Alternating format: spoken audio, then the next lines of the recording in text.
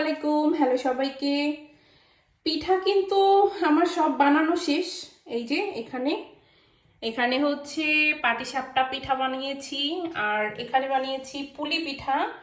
আর পুলি পিঠা বানানোর পরে আটা ছিল, তো ওইটা দিয়ে আবার রুটি বানাই ফেলছি। কি আর করার, বুদ্ধি থাকলে যা হয়, বুদ্ধি থাকলে আর ঘর জামাই থাকতে হয় না। সো যাই হোক, এখানে হচ্ছে পাটিসাপটা, পুলি আর রুটি, 3 রকম পিঠা বানিয়ে ফেলছি। শীত চলে আসছে, আর পিঠা পুলি না খাইলে কি আর হয়?